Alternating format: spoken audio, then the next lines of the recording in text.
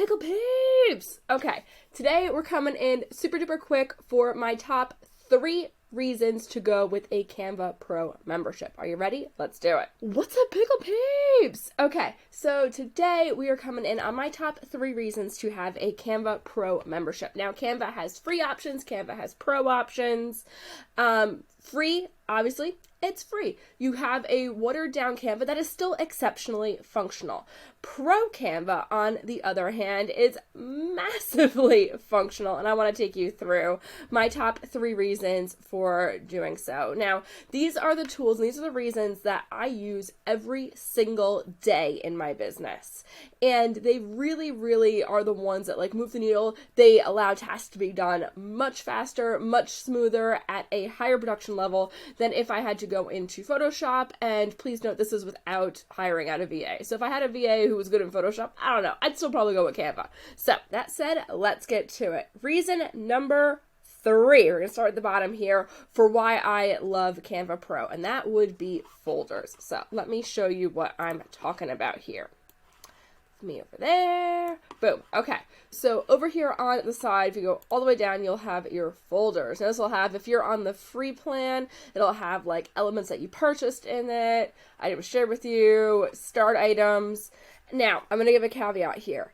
If you are on the free plan, you can get a facsimile of what I'm going to show you here by using starred. And I'll use starred all the time when it's just stuff that I don't really know what to do with it. It doesn't really have a specific folder. It's just stuff that I like.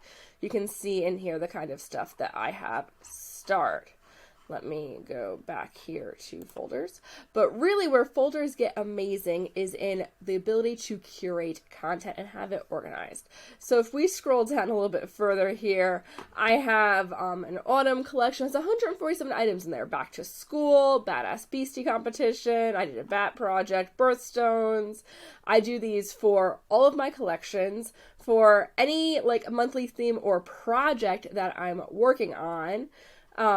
Challenge, Celestial Collection, I'll do them for seasons, I'll do them for people, whatever is going on. I did a Christmas in July promo, Christmas 2021 promo, Fall 2021, Easter favorites.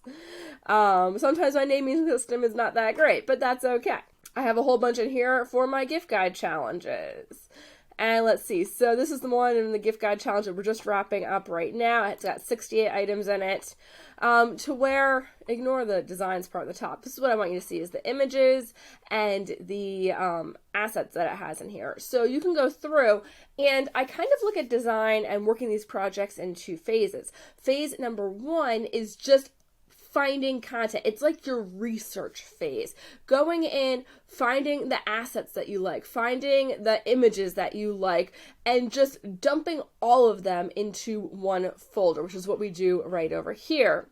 You can see I have a lot of like image assets in here for my 4th of July one.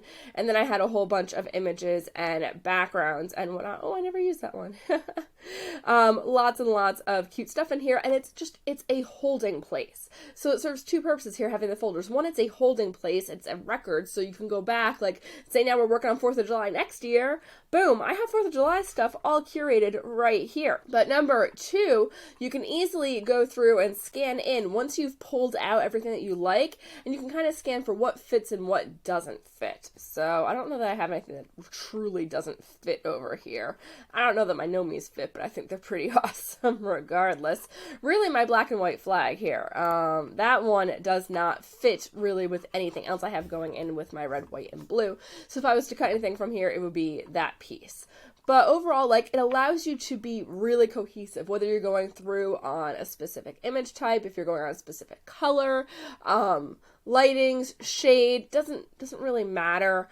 But whatever theme you have picked, this using folders really allows you to dive in and be extremely cohesive on it. So that is number 3 reason why to get Canva Pro. Straight up folders worth the $13.95 a month, or the whatever the annual price is now, I forget.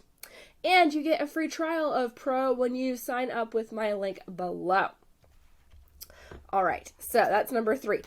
Reason number 2 to get the Pro membership is the image resizer function. Now, I am a huge proponent of making a piece of content once and then repurpose it. So let's take right here, so I have it up, my YouTube thumbnail from yesterday's video, and we're going to come up here to the magic resize button. So say I wanted to go ahead and I wanted to make an Instagram post of this. Boom, copy and resize. Now, me personally, I'll come in, so say I want Instagram post, I also want Instagram story, copy and resize, and maybe I want to do a Pinterest graphic too. Let's see. You can search in here just like you can do your other things. And Pinterest pin. Copy and resize. Boom. And I'm going to take you through. It's going to show us all the different ones. So, this is how it would look for a Instagram post. It framed it out for that so you can see where my backdrop is. Now I could take this section, make it bigger like that, and then I probably should do it the other way first. Let me put that in the back position, backward. Okay, can take that and shift here and that. Group, and I can move it all up. Oh, I lost that part. That's okay. Something like that. I can ungroup. And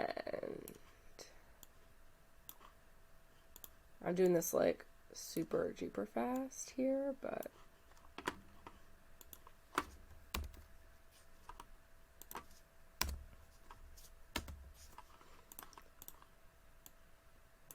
you guys get the idea.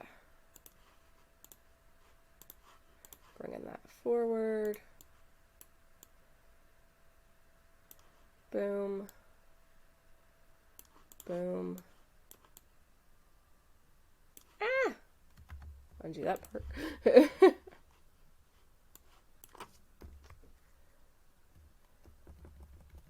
it over.